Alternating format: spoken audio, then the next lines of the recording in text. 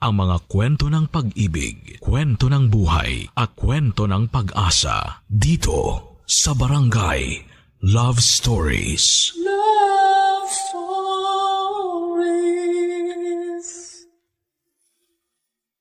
Ang pagiging mas matanda sa isang sitwasyon ay hindi nangangahulugan na alam natin ang lahat ng bagay sa mundo. Ang pagkatuto ay hindi lamang limitado sa mas bata dahil araw-araw tinuturuan tayo ng buhay. Ikaw, kabarangay, marunong ka bang magpakumbaba? Dear Papa Dudut, ang pagiging ina ay isang bagay na hindi ko ipagpapalit sa kahit na ano pa pang bagay sa mundong ito. Dahil para sa akin ang pagiging ina ay isang pribilehyo na pinagmamalaki kong nabigyan ako ng pagkakataon na gampanan. At kahit na medyo challenging ang pagiging isang ina sa isang espesyal na bata, ay nagpapasalamat pa rin po ako sa Panginoon dahil pinagkatiwala niya sa akin yon. Ang tulad nitong anghel na dapat kong ingatan, alagaan at pagkamahalin. Pero bago ko po ipagpatuloy ang pagkukwento ay pabati muna ng isang mapagpalang katanghalian sa lahat ng mga kabarangay natin. Itago niyo na lamang po ako sa nickname ko na Zenny, taga Pasig, 33 years old at dating preschool teacher pero sa ngayon ay full-time mom sa aking 8-year-old daughter na isang awesome kid. At yung bang terminolohiya na ginagamit sa mga batang may autism.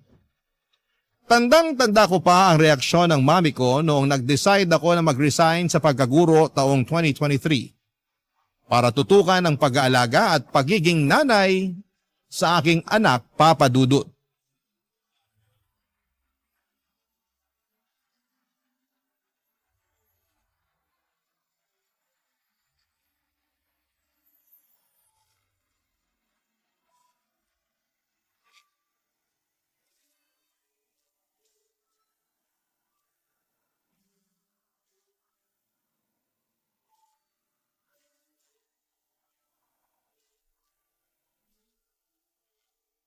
Ewan ko ba naman sa'yo, Zenny?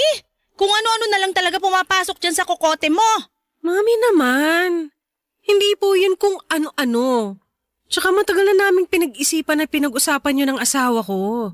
Oh, pinag-isipan at pinag-usapan naman pala nila ate. Bakit pa kayo nagagalit dyan, Mami? Pwede ba, Nash? Huwag ka nang sumabad dyan. Hindi naman kita kinakausap eh. Hindi ka man lang ba nanghihinayang, nak? Wala ka pang 10 taon sa pagtuturo tapos nag-resign ka na kaagad. Ilang beses ko bang dapat sabihin na mas mahalaga ang anak namin kaysa sa pagtuturo ko? Paanong naging mas mahalaga yung anak nyo? Bata pa lang, pangarap mo na talagang magturo. Tandang-tanda ko pa nung iniyakan mo pa ako para lang makakuha ng kursong education. Ibig na tungkol sa pagnenegosyo yung gusto kong kunin mo. Pinagbigyan kita kasi kinonsensya rin ako ng daddy mo. O tapos ngayon, basta-basta mo na lang iiwanan kung kailan nandiyan ka na. Ay, hindi niyo po talaga ako naiintindihan, no? Hindi talaga, kasi ang gulo niyo mag-isip nung asawa mo. Paanong magulo sila mag-isip? Gets na gets ko yung point nila ate at kuya kung bakit nag-decide sila ng ganyan. Kayo yung hindi makaintindi dyan, Mami. Sinabing huwag ka sumabad dyan! Nakakainis kasi kayo. Pinagpipilitan nyo pa yung gusto nyo eh. Halata naman kay ate na nahirapan siyang magdesisyon na mag-resign sa trabaho at iwan ang pagiging teacher niya para sa anak nila ni kuya. Pero anak nila kasi yun. At dapat mas mahalaga yung anak nila kaysa sa kahit na anong bagay sa mundo. Andun na tayo sa dapat mas mahalaga. Pero trabaho pa rin yung pinag-uusapan natin dito. Sige nga, kung aalis si Zenny sa pagtuturo, saan siya kukuha ng pera pang suporta sa therapy ng anak nila? Ang gastos-gastos pa naman ng batang yun, naku! Kung makatawag kayo ng bata dyan, parang di nyo apo yung pinag-uusapan dito ah. Tama po si Nash. Bakit ganyan kayo makapagsalita sa anak ko? Anak ko yun. Natural, mahalaga ka pa ka na niya sa akin at kahit na yung matagal ko ng pangarap na trabaho, handa kong iwanan para lang matutukan yung anak ko. Dami mong sinasabi. Ba't di mo na lang sagutin yung tanong ko, Aber? Tungkol dun sa tanong nyo kung saan kami kukuha ng pera pampatherapy ng anak namin, pinag-usapan na naming mag-asawa yon. Yung mister ko na lang ang magtatrabaho. Magdadagdag na lang siya ng source of income. Tapos yung perang pambayad sa tagapag-alaga sana ng anak namin, maiipon na namin pampatherapy niya. Yun naman pala eh. Ayos na ayos yung naisip nila ate at kuya. Oh, paano naman ako? Ha? Oh, Paano ka ako? Kung mawawalan ka na ng trabaho, di sino na magbibigay ng pera sa akin? Paano na yung pambayad ng bill sa bahay na to? Paano na ako makakabili ng pagkain ko, tiba pang luho? Yan na lang ba ang tingin nyo sa akin? Huwag mo naman sanang masamain, pero nagpapakatotoo lang ako. Kaya nga sana, bago kayo nagdesisyon ng ganyan, kinonsulta nyo muna ako. hayaan nyo na si ate. Kasi matagal na rin naman niya tayong sinuportahan. At kahit na nga nung nagkaanak sila ni kuya, nakasuporta pa rin siya sa atin. Nakikisabat ka sa usapan pero hindi mo naiintindihan yung punto ko? Naiintindihan ko. Kaya nga sabi ko, hayaan nyo na si ate. Palayain nyo naman siya sa mga responsibilidad niya sa atin. Bakit? Sapat ba yung kinikita mo para masuportahan lahat ng pangangailangan natin dito sa bahay? Kasi kung oo, wala nang usap-usap. Ngayon pa lang makakalaya na yung ate mo sa mga responsibilidad niya sa atin. Madali naman akong kausap Papa Dudut, bata pa lamang ay pangarap ko na talagang maging isang teacher. Kaya ngayon ang kursong kinuha ko noong tumungtong ako sa kolehiyo. At sobrang saya ko noong nakapagtapos ako at nabigyan ng pagkakataon na makapagturo sa isang pampublikong paaralan. Kaya naman malaking dagok din sa akin na mag-resign at iwanan ang pagtuturo. Pero kung para sa anak ko ay wala akong hindi kayang isakripisyo, Papa Dudut. Bukod doon ay pinag-usapan na rin namin ng mister ko ang desisyon kong yon at masaya ako dahil suportado niya ako. Katulad ko ay ayaw na rin niyang ipagkatiwala sa iba ang anak namin. Lalo na may espesyal itong pangangailangan. Tapos ay lumaki na rin po ito. Kaya nga ganoon na lamang ang pagkadismaya ko sa reaksyon at mga sinabi ng mami namin. Tungkol sa desisyon ko, lalo na at hindi naman masama ang intensyon ko kung bakit ko yun ginawa.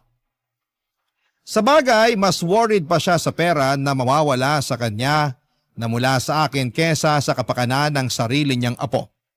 Buti na lamang ay to the rescue ang kapatid kong si Nash kaya hindi na lumala pa ang pagtatalo naming yon ni Mami. Hindi nga nagtagal, taong 2024 ay nakasampa na sa barko si Nash. At siya na ang nagpapadala ng pera kay Mami. Laking pasalamat ko talaga kasi pakiramdam ko ay nakaalis na ako sa pagiging breadwinner ng pamilya namin, lalo na nga at meron na rin akong sariling pamilya na dapat natutukan. Pero dahil sa mga nangyari, ilang buwan din kaming hindi nag-usap ni Mami. Hanggang sa isang araw ay nagulat na lamang ako nang tumawag siya sa akin, Papa Dudut.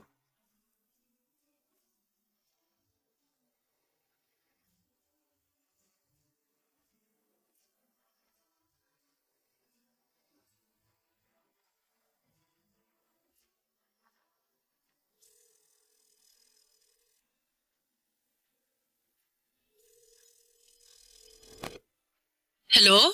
Hello, Zenny. Mi, napatawag po kayo. Oo Ito kasing kapatid mong si Nash, panay pangungulit sa akin na tawagan daw kita para kamustahin. Ayoko nga sana, kasi di ba nagkasamaan tayo ng loob nun? Wala naman po sa akin yun eh. Buti pa sa'yo, wala na yon. Pero kilala mo naman ako. Kahit anak kita, hindi ako ganun kadaling lumimot ng kasalanan. Ano pong kasalanan? Meron po ba akong kasalanan sa inyo? Meron! Ano nga po yun? Basta. Ayoko ng pag-usapan kasi baka madagdagan lang Hindi nga yun ang dahilan ba't ako napatawag, di ba? Sa tono nyo parang napipilitan lang kayo na tawagan ako ha. Medyo. Pero kasi mapili tong kapatid mo. Gustong-gusto na tawagan kita para kumustahin. Nakikita ko naman sa Facebook yung nangyayari sa buhay nyo. Kaya alam kong ayos lang kayo. Hindi naman po lahat na nakikita natin sa Facebook totoo. Ibig sabihin, hindi totoo na masaya kayo dun sa picture nyo nung nag-mall kayo nung isang araw? Masaya po kami doon. Ang ibig kong sabihin. Dami-dami yung pinuntahan na magandang lugar tapos kumain pa kayo sa mamahaling restaurant. Paano mo nagagawang kumain ng ganon? Samantalang yung nanay mo ay di mo makamusta. Noon na lang naman po kami nag-mall Tsaka hindi nyo ba nakita yung nauna kong upload ng picture? Na nasa ospital kami nung nadengue ang anak namin? Parang natatandaan ko, sinend ko pa yun sa inyo sa messenger. Pero hindi nyo man lang sinin. Ha? Sinend mo ba? Opo. Hindi ko nakita Siguro sira messenger ko nun. Kaya pala hindi nyo man lang kinumusta yung apo nyo. Hindi ko nga nakita. Sigurado naman ako nakukumustahin ko yung anak nyo pag nakita ko yun eh. Ikaw talaga, masyado mo akong kinukonsensya. Ako nga po kinukonsensya nyo dun sa kinain namin sa mall. May pasabi-sabi pa kayo na buti nalunok ko yung mga pagkain ng hindi man lang kayo naiisip kumustahin. Totoo naman eh. Mi, kung magsusumbatan lang po tayo, mabuti pa wag na tayo mag-usap.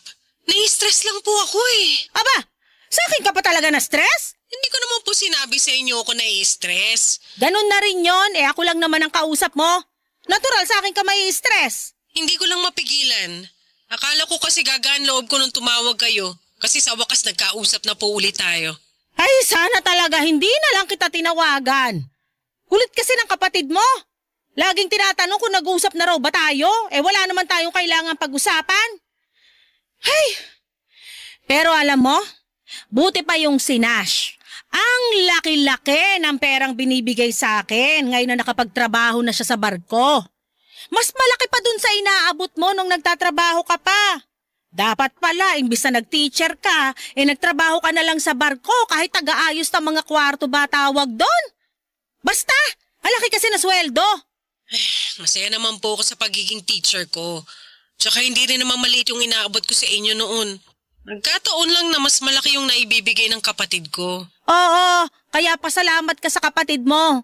Kasi inako na niya yung responsibilidad na dapat ikaw ang gumagawa para sa pamilya natin. Nagpapasalamat po ako kay Nash pero grabe naman kayo. Anong grabe dun sa sinabi ko?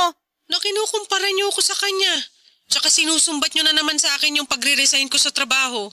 Tapos lumalabas na hindi kayo marunong magpasalamat sa mga natulong ko noon sa pamilya natin nung nakakapag-abot pa ako sa inyo. Kung iisipin, parang wala akong natatandaan na nag-thank you kayo sa akin. Puro na lang kayo reklamo kasi kulang o maliit yung perang na ibibigay ko. Nagsasabi lang ako ng totoo. Alangan namang sabihin kong sapat na yung kulang talaga. Sige nga, isipin mo yon. Hirap sa'yo, masyado kang balat sibuyas. Ibababa ko na po yung tawag. Ha? Nag-usap pa nga tayo rito. Umiyak po kasi yung anak ko. Pupuntahan ko lang. Bye po, Mami. Ay! Tingnan mo tong babaeng to.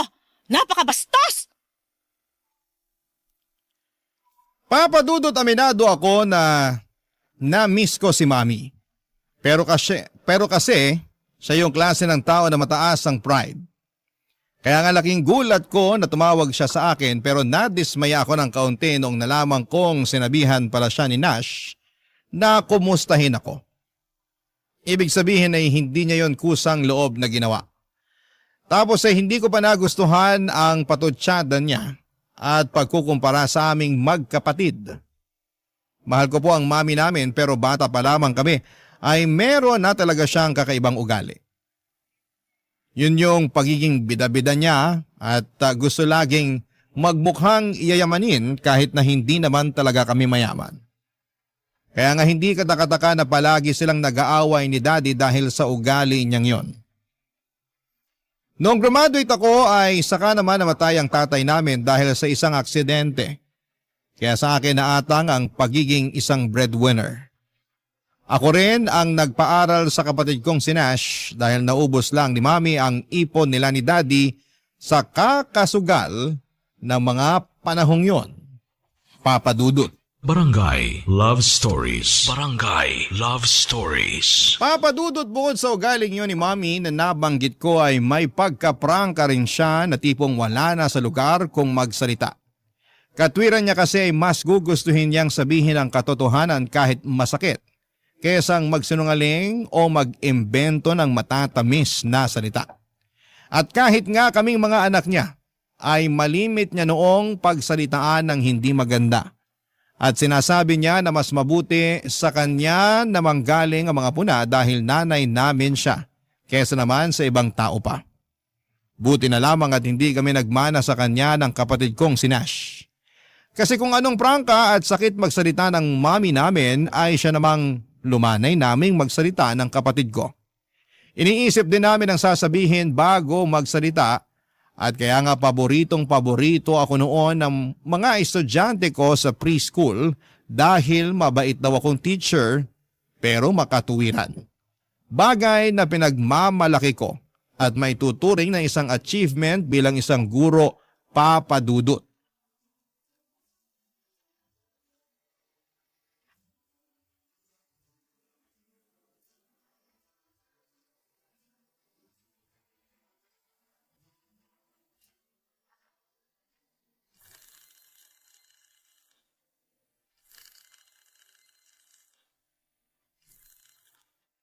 Hello, Nash? Hello? Ate Seni? Napatawag ka. May problema ka ba dyan sa barko? Nako, wala naman. Namimiss ko lang kayo ng pamangkin ko. Ito talagang kapatid ko, oh. Bakit? Hindi nyo ba ako na-miss? Grabe, na-hurt naman ako doon. Siyempre, na-miss ka namin. Kaso kakatulog lang ng pamangkin mo. Bukang bibig ka pa naman nun last time. Gusto ko raw maka-video call. Hindi naman kita matawagan kasi baka busy ka dyan. Oo, medyo busy lang talaga nitong nakaraang araw. Kaya sayang naman kasi di kami nagkausap. Pero sa susunod, tatawag ako madalas para matsyempohan ko siya nang maka-video call na kami. Salamat kasi hindi mo kami nakakalimutan kahit na malayo tayo sa isa't isa. Lalong-lalo na yung anak ko. Oo naman. Tsaka imposible na makalimutan ko kayo, no? Excited na nga ako magbakasyon dyan para makita kayo. Ako rin. Mabilis lang naman ang mga araw.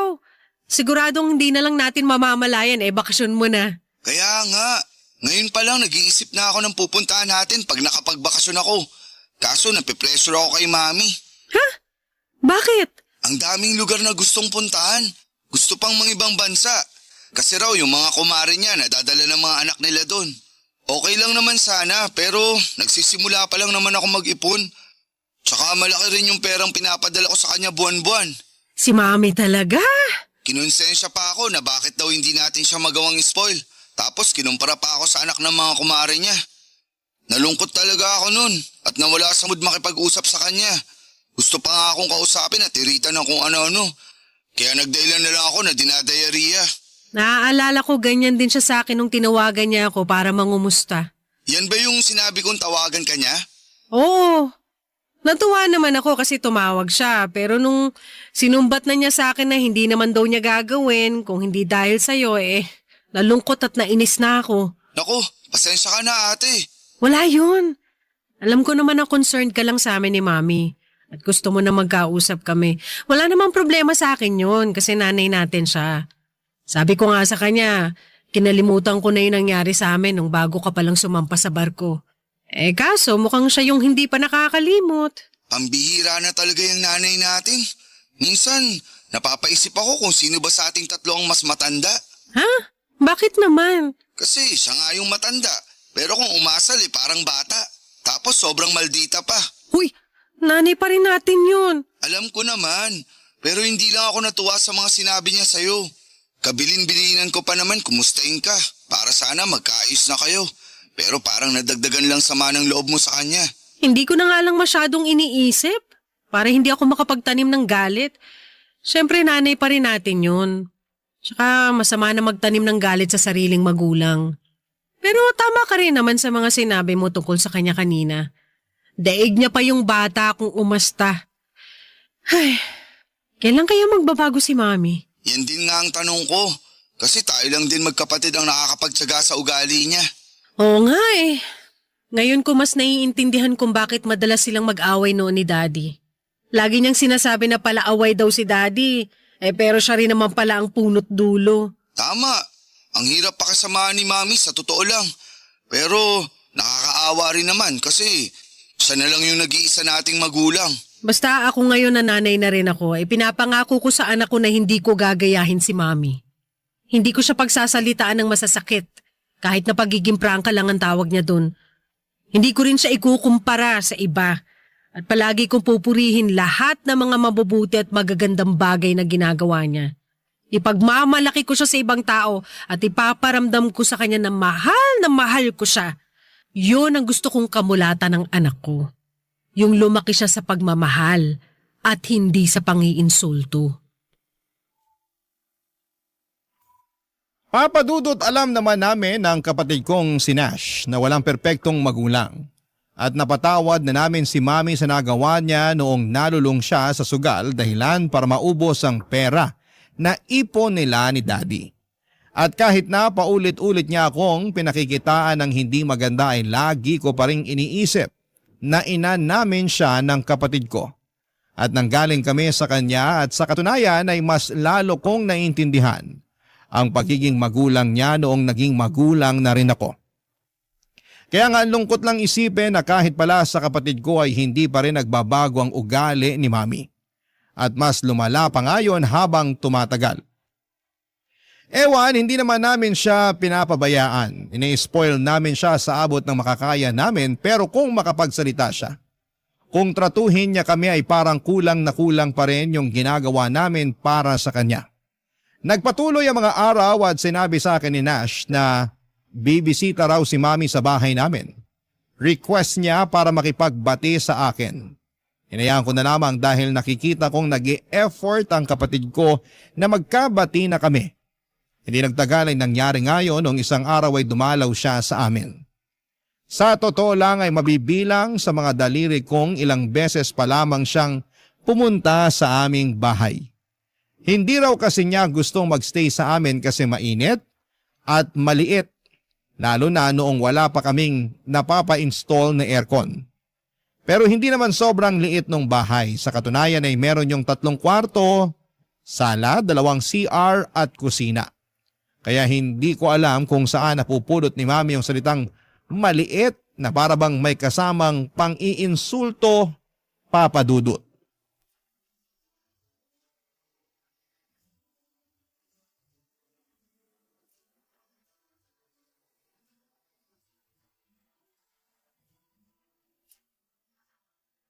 Ito po, Mi. Nag-order po ka ng mga paborito niyong pagkain. Ano-ano ba yan? May kare-kare po, tapos lechon paksiw, sinigang na bangus, tsaka fried chicken. Ang dami naman. Ano ba ako rito, bibigtiin na? Hindi naman po sa ganun, pero syempre, naalala ko lang kayo at yung mga paborito niyong pagkain. Kaso di ko naman to mauubos lahat. Saka bakit ka ba order ng order? Po? Sabi ko, bakit ka order ng order? Sana nagluto ka na lang, nakatipid ka pa. Hindi na po ako nakapagluto. Kasi busy po ako sa pag-aasikaso sa anak ko. Bakit? Naglilikot na naman ba yung bata? Opo. Kaya binabantayan ko. Hindi ka na talaga natahimik dyan sa batang yan. Napakapasaway. Nasasanay naman na po ako sa anak ko tsaka hindi naman siya laging pasaway. Meron lang po talagang oras na malikot siya. Meron lang daw oras. Sa buong pamamalagi ko dito sa inyo puro kalikutan ng anak mo nakikita ko. Tapos napakaingay pa din, nakakarindi sa tenga. Ganyan ba talaga yan? Hindi mo man lang ba sinasaway? Sinasaway ko, pero hindi po yung klase ng saway na pinagagalitan o pinagbabawalan siya. At bakit hindi ganon? Kasi nga po... Kasi magtatampo, sasama ang loob. Alam mo, manang-mana talaga sa'yo yung anak mo. Masyadong balat sibuyas. Mami naman! O bakit? Hindi po balat sibuyas ang anak ko. Kung sakali naman na mag-react siya ng ganon, hindi po niya yung kontrolado. Sa bagay, medyo maluwag pala tornilyo niyang anak mo. Ano pang sinabi niyo? Ang sabi ko, maluwag ang tornilyo niyang anak mo. Ano ba yan? Maglinis ka nga ng tenga mo, Zenny. Malinis po ang tenga ko, Mami. Kung may marumi man dito ay yung bunganga niyo. Anong sinabi mo? Napakabastos mo naman sa akin! Kayo po yung unang ng bastos. Una, nagre-reklamo kayo sa mga pagkaing in-order ko. Masasarap naman yan. Tsaka mga paborito nyo pa. Tapos bigla-bigla nyo na lang sinabihan na maluwag ang tornilyo ng anak ko? Alam nyo namang may kondisyon siya. Oh, yun na nga yun. Maluwag ang tornilyo. May tamang tawag po ron. At hindi yung pagiging maluwag ang tornilyo. Sus! Ang dami niyong pauso. Nung unang panahon, kung hindi sinto-sinto, maluwag ang tornilyo ang tawag dyan? Wala na po tayo sa sinaunang panahon. Baka nakakalimutan yung 2024 na ngayon. Hindi ko nakakalimutan kung anong taon na ngayon, no? Akala mo sa akin nag-uulyanin na? Hoy, para sa kalaman mo, 61 years old pa lang ako. Hirap sa'yo, nasabihan ka lang ng totoo, nagagalit ka na agad. Ganyan na ba mga kabataan ngayon? Asartalo? Pikon? Hindi po ako pikon. At hindi tayo nag-aasaran dito. Tsaka winelcome ko kayo ng maayos dito sa bahay namin. Tapos ganyan lang isusukli nyo sa akin. Hindi ko naman talaga gustong pumunta dito sa bahay nyo, no? Yung kapatid mong si Nash ang mapilit. Nananahimik ako dun sa bahay tapos gustong-gustong bumisita ako rito. Aba, tinakot pa ako na hindi magpapadala ngayong buwan kundi raw ako pupunta dito sa inyo? Naiintindihan ko po kung bakit gustong-gusto ni Nash na pumunta kayo rito sa bahay. Siyempre, para makapag-bonding tayo. Kaya nga pinaghandaan ko talaga yung pagdating nyo. Hindi lang ako nakapagluto. Pero nag-effort akong umorder ng mga paborito niyong pagkain na hindi niyo man lang na-appreciate. Kayo po ba naiintindihan niyo yung intensyon ng kapatid ko? Kung bakit niya ginagawa sa atin to? Hirap sa inyo, masyado kayong ma-pride. Nawala na sa lugar, anak niyo naman ako. Hindi po ako ibang tao para ganyan ninyo. Kahit naman sa ibang tao, ganito ako Saka matagal na mataas ang pride ko. Mas mataas pa sa bubungan ng bahay nyo. Sinabi niyo pa. Aba talaga namang sinangayunan mo pa nga? Kesa namang kontrahin ko, di ba? Tsaka kakasabi ko lang na masyado kayong ma-pride na wala na sa lugar. Sana talaga din na lang ako pumayag na pumunta sa bahay nyo. Sana nga po, hindi na lang kayo pumunta rito kung hindi nyo rin pala magagawang iwan sa bahay. Yung ugali nyong yan. Nakakalungkot. Kasi akala ko po makakapag-bonding na tayo. Papadudot nung nalaman kong bibisita si Mami sa bahay namin ay na-excite ako at masaya ako na ibinalita yon sa mister ko. At kahit pati siya ay natuwa na pupunta ang Mami sa bahay. Nagtanong nga siya sa akin kung magluluto ba ako ng espesyal lalo na yung mga paboritong potahe ng nanay ko. Pero ang sabi ko ay plano ko na umorder na lamang sa labas dahil matrabaho yon at walang titingin sa anak namin. Hindi naman ako kinontra ng mister ko lalo na rin at hindi rin naman niya ako matutulungang mag-alaga sa anak namin. Kasi nga may pasok siya sa trabaho ng araw na yon. Pero sinigurado ko naman na umorder ako ng mga pagkain na paborito ni Mami mula sa paboritong restaurant niya. Kaya nga nung hindi niya na-appreciate yung ginawa ko, ay gano'n na lamang ang lungkot ko, Papa Dudut. Pinalalabas niya na wala akong talent sa pagluluto kaya bumili na lamang ako sa labas. Tapos, ininsulto niya pa ang anak ko. Bagay na nagpapanting sa tenga ko. Ang sakit-sakit noon para sa akin at mas nadagdagan lang ang sama ng loob ko sa sarili kong ina. Barangay Love Stories. Barangay Love Stories. Papadudot sa kabila ng lahat ay pilit kong sinantabi ang mga hinanakit at sama ng loob ko sa mami ko dahil may mas importante akong bagay na dapat pagtuunan ng pansin. At yun nga ang anak namin ng mister ko. Sa totoo lang ay hindi madali ang magkaroon ng anak na espesyal ang kondisyon. Walang araw na hindi nagiging extra challenge lalo na kapag sinusumpong siya. Pero sa kabila ng lahat ay sobrang saya ko kasi nagagampanan ko ng maayos at mabuti ang pagiging nanay sa anak namin. Doon ko nga mas lalong na-appreciate, Papa Dudut, ang sarili ko at ang iba pang nanay dyan. Lalo na yung katulad kong merong anak na may autism. At buti na lamang kahit na wala akong masyadong suporta at tulong na nakukuha mula sa aking sariling ina ay nandyan naman ang kapatid kong si Nash para mangumusta at umalalay sa amin sa pamilya ko.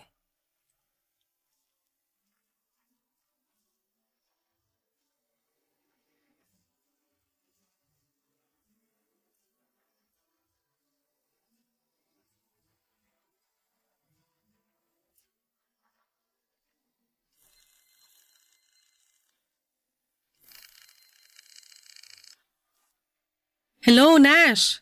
Hello, Ate Senny? Hi, kumusta ka naman dyan sa barko? Okay lang. Masaya na malungkot. Masaya kasi marami kaming bansa na pinupuntahan. Pero malungkot dahil malayo naman ako sa inyo. Oh, talaga? Malapit ka na rin namang umuwi, di ba? Sabi mo dito mo plano magpasko at bagong taon. Oo, kaya nga excited na ako. Parang gusto ko nang hilahin ng mga araw para lang dumating na yung bakasyon ko. Gustong gusto ko na kayong makita, lalo na yung pamangkin ko. Miss na miss ka na nga nung anak ko. Panay banggit sa pangalan mo, hindi niya makalimutan na ipapasyal mo raw siya sa museum pag nagkita kayo. Alam mo naman yung batang yun nahihilig sa history at geography. Kaya nga naisip ko siya agad nung nakapunta na ako sa mga bansa na palagi naming pinag-uusapan na gusto niyang puntahan paglaki niya. Ay, sana talaga kasama ko kayo rito, ate. Yun bang nakakapamasyal tayo bilang pamilya at hindi nagtatrabaho? Hayaan mo. Alam ko naman na matutupad din yan sa susunod eh. Kung hindi ngayon, siguradong meron pang susunod. Pinag-iipunan naming mag-asawa yung birthday ng pamangkin mo. Gustong gusto kasi no na mamasyal imbes na mag-party. Naiisip ko, okay lang dahil mas matrabaho naman yung pagpapaparty kesa pamamasyal. Tapos kakain na lang din kami sa labas. Alam mo, mas practical nga yan. Pero kailan nga ulit yung birthday ng pamangkin ko? Sa January na, no? Sorry, di ako masyadong magaling sa dates. Alam mo yan. Alam ko naman yon. At tama ka na sa January na. New Year siya pinanganak. Ano ka ba ang dali tandaan nun? Malaking blessing din talaga kahit na binigay siya sa amin ng Diyos na may espesyal na kondisyon. Hindi naman nakabawas sa pagiging blessing niya sa pamilya natin yung espesyal na kondisyon niyang yun. Para sa akin, mas lalo lang siya naging blessing. Buti ka pa ganyan tingin mo sa anak ko. Si Mami kaya? Ay, oo. Nakwento nga niya yung nangyari nung pumunta siya dyan sa inyo. Sorry ate ha. Sorry saan? Kasi pinapunta ko pa siya dyan. Umaasa kasi ako na makikita ni Mami yung nakikita ko. Lalo na sa anak mo. Kung gaano siya kabait, katalino, mapagmahal at malambing na bata. Naintindihan ko naman na mabuti yung intensyon mo eh. Kaya hindi ka dapat mag-sorry. Tsaka sinabi ko kay Mami na gusto mo lang din kaming makapag-bonding. Kaya pinapunta mo siya sa bahay. Pero kakaiba rin kasi si Mami. Parang walang sandali na hindi siya nakakahanap ng pwedeng ipintas sa akin, sa anak ko, sa pamilya ko at sa bahay namin. Puro hindi magagandang bagay ang lumalabas sa bibig niya. Nabanggit nga niya sa akin na sinagot-sagot mo siya noon. Grabe yung reklamo niya. Para siyang batang nag-aalburuto kasi inagawan ng candy. Pero natatawa na lang ako nung pinakikinggan ko siya. Ha? Bakit ka naman natatawa? Kasi ang satisfying lang sa tenga ng mga sagutan mo. Satisfying ka dyan. Mali pa rin naman na sumagot sa magulang, di ba? Nandun na tayo. Pero hindi naman sila palaging tama eh. Kahit na magulang ka pa, hindi pa rin tama na manginsulto ka ng kapwa mo o magsalita ng masama tungkol sa isang tao. Lalo na't wala namang ginagawa sa'yo. Tapos anak at apo mo pa. Ang sahol kaya nun. Kaya nga minsan naiinggit ako sa mga taong kasundo niya, lalo na yung mga kumare niya. Napapasabi na lang ako na buti pa sila close. Tapos tayong mga anak madalas nakakairingan niya. Alam ko naman na walang perpektong pamilya pero hindi ko na maalala kung kailan nagpakananay sa atin si Mami. Ikaw ba, tanda mo pa? Parang nagpapakananay lang naman siya sa akin pag magpapadala na ako ng pera o kung may hihingin siyang pabor. Tapos sa mga araw na wala siyang kailangan, hindi niya rin ako maalala ang kamustahin. Sobra naman yun. Ganyan din naman siya sa'yo nung nagtatrabaho ka pa, di ba? Oo, pero hayaan na siguro natin si Mami. Mahirap turuan ng mga matatanda. Akala nila inaapi sila o nagmamarunong sa kanila lalo na mas bata yung nagtuturo. Alam mo, dasal ko na lang gabi-gabi sa Panginoon na hipuin niya ang puso ni Mami para naman makapagbagong buhay na. Wala namang pinapanganak na perpekto, pero nasa tao pa rin ang pagbabago. At sana magbago si Mami sa mabuti at hindi sa masama. Papa Dudut, hindi lang ako nagpapasalamat sa Diyos dahil meron akong mabuting asawa, thankful din ako sa Kanya dahil meron akong mabait at maalalahaning kapatid sa katauhan ni Nash. At kahit nga nasa malayo siya ay hindi pa rin niya kami nakakalimutan ng pamilya ko. Lalo na ang pamangkin niya na mahal niya.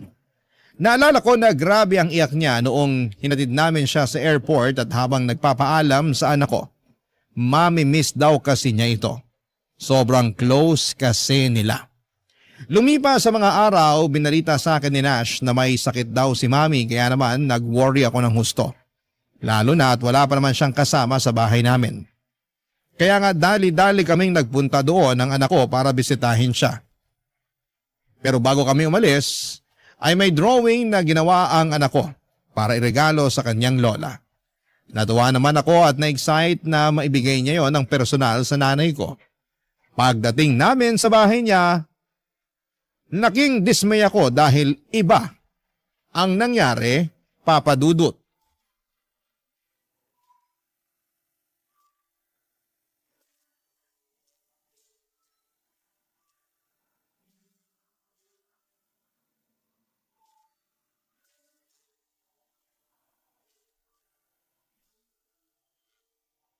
Sobra na po kayo sa anak ko, Mi! Oh, ano bang ginawa ko sa anak mo? Para sa kaalaman mo, hindi ko siya pinalo o pinagmalupitan kaya umiyak yun, no? Baka mamaya makasuhan pa ako ng child abuse nang wala sa oras. Hindi nyo nga pinalo. Hindi nyo nga pinagmalupitan pero pinagsalitaan nyo naman na masakit kaya umiyak siya. Ha? Ano ba sinabi ko? Sinabi ko lang naman yung totoo. Kasalanan ko ba kung nasaktan siya? Di ko naman kontrolado mararamdaman ng anak mong balat sibuyas. Hindi nyo nga kontrolado pero sana naisip nyo man lang. Ang tawag doon konsiderasyon. Hey, alam ko tawag doon, no? Tingin mo sa akin, Bobo? Siguro nga ganyan talaga kayo. Ay, anak ng tinapa! Ikaw pa lang ang anak na tinawag na Bobo ang sarili mong ina. Napakasama na ugali mo. Kung ako masama na ang ugali dahil lang sa bagay na yan, kumusta naman kaya kayo? Ha? Ano pinagsasasabi mo dyan? Sa dami ng mga masasamang sinabi nyo sa akin, kay Nash, sa asawa ko, sa bahay namin at ngayon naman sa anak ko, malamang na nasa inyo na ang korona ng pagkakaroon ng matabil na dila. Kung makapagsalita kayo, wala na kayo sa lugar. Akala nyo kung sino kayong perpekto? Alam ko na hindi ako perpekto, no? Saka kailan pa naging wala sa lugar ang pagsasabi ng totoo? Hirap sa inyo, masyado kayong maramdamin. Para kayong hindi nag-mature, masyadong matampuhin. Anong matampuhin? Anong hindi nag-mature? Baka kayo ang hindi nag-mature. Sa tanda kong to, hindi pa pala ako mature? Opo, kasi kung mature kayo mag-isip, hindi nyo pagsasalitaan ng masama yung anak ko. Hindi nyo sasabihin na pangit yung drawing niya, na mabuti pang itapon na lang kaysa ibigay sa inyo. Kasasabi ko lang na ginawa niya yung para iregalo sa inyo. Ano bang magagawa ko? Kung pangit talaga. Saka ayoko nga nun, no? Regalo ka dyan hindi ko naman birthday. Anong gagawin ko doon? Kalat lang yun sa kwarto ko. Hindi talaga kayo marunong maka-appreciate ng mga bagay na binibigay o ginagawa sa inyo. Bakit mo ba ako sinisigawan? May sakit na nga yung tao. Kasi sumasobra na kayo. Napakawalang konsiderasyon nyo. Tapos kapag pinagsasabihan kayo o sinasaway, lagi niyong dinadahilan na nagsasabi lang kayo ng totoo. Para sa kaalaman nyo, hindi sa lahat ng oras kailangan sabihin ng totoo. Kung makakapanakit lang kayo ng ibang tao, lalo na sa katulad ng anak ko. Bata pa yung sinabihan nyo ng masakit na salita. Anak ko! Apo nyo pa! Kahit sinong bata, may espesyal na kondisyon o wala, hindi deserve na pagsalitaan ng masakit ng lola nila. Bakit naman hindi? Nung araw ganyan naman magsalita mga matatanda sa amin, tapos di naman kami nasasaktan. Hindi ako naniniwalang hindi kayo nasasaktan. Aba, sinasabi mo ba na sinungaling ako? Opo, kasi kung hindi kayo nasasaktan, di hindi rin kayo magre-react sa mga pagsagot-sagot ko sa inyo. Kaso nasasaktan din kayo, kaya nagagalit kayo ng ganyan. Alam mo naman pala na nagagalit ako, tapos sinasagot-sagot mo pa ako. Alam ko na masamang sumagot sa magulang. Pero sana alam nyo rin ang limitasyon nyo bilang magulang. Hindi nyo pwedeng gamitin sa lahat ng oras na nanay namin kayo ni Nash. O mas matanda kayo sa amin. Para idahilan na alam nyo na ang lahat. Kaya nasabi ko na parang kayo ang hindi nag-mature sa amin kasi ganyan pa rin ang pag-uugali nyo. Bakit kaya hindi nyo subukang magbago ng pag-uugali? Para naman magkasundo-sundo na tayo. Kung iisipin nyo kasi, hindi lang kami ng kapatid ko yung palagi nyong kairingan at tinuturing na kaaway. Pati na rin yung mga iba natin mga kamag-anak. Kung tutuusin, mas kasundo nyo pa yung mga kumare nyo. Mabuti sana kung nalalapitan nyo sila sa oras ng kagipitan. Eto nga nagkasakit kayo, walang dumalaw sa inyo rito sa bahay ni isa. Kami na nga lang ng anak ko pumunta. Tapos ganyan nyo pa kami tratuhin. Sobra naman po yata yun. Sobra naman po kayo. Papa Dudut, hindi na nakaimik si Mommy sa mga sinabi kong yon at nakita ko na lamang na napabuntong hininga siya. Tapos ay sunod-sunod na yung ubo niya, kaya nag-worry naman ako. Inasikaso ko siya bagay na hindi na niya tinanggihan. Totoo naman lahat ng mga sinabi ko tungkol sa mga kumari niya na wala man lang pumunta sa bahay para kumustahin siya. Buti na lang talaga at binalita sa akin ni Nash ang kondisyon ni Mommy at napuntahan agad namin siya. Pinagluto ko rin ang Mommy ng lugaw at pinakain. Tapos ay pinainom ko siya ng gamot at maya-maya lang ay nakatulog na siya. Nanood na lamang kami ng TV ng anak ko sa sala hanggang sa makatulog siya at pagkatapos ay naglinis na ako ng bahay namin. Habang ginagawa ko yon, ay nakokonsensya ako sa mga sinabi ko sa mami ko pero may bahagi ako sa aking isipan na nagsasabi na tama lang din na Prinangka ko siya para ma-realize niya na sumosobra na siya. Kami lang ba ng kapatid kong sinasyang may nanay na katulad ng nanay ko? Mahal pa rin namin siya, Papa Dudut, pero sana'y magbago na siya. At tama ang kapatid ko na magbago siya sa mabuti at hindi sa masama dahil marami pa kaming pangarap sa buhay na gusto naming kasama siya. Sa kasalukuyan ay hindi na ganong kamaldita si Mami. Feeling ko ay tinablan siya sa mga sinabi ko sa kanya noong may sakit siya at nakita niya ang importansya ng pamilya na siyang nandyan at maasahan sa oras ng kagipitan. Kasabay noon ay hindi pa rin ako humihinto sa pagdarasal. Na sana'y tuluyan na kaming magkasundo dahil hindi pa naman huli ang lahat. Hanggang dito na lamang po ang sulat ko, Papa Dudut. Maraming salamat po sakaling mapili po ninyong i-ere sa inyong programa. God bless and more power sa Barangay Love Stories. Number 1 po kayo sa puso namin. Ang inyong forever kapuso at kabarangay, Zenny.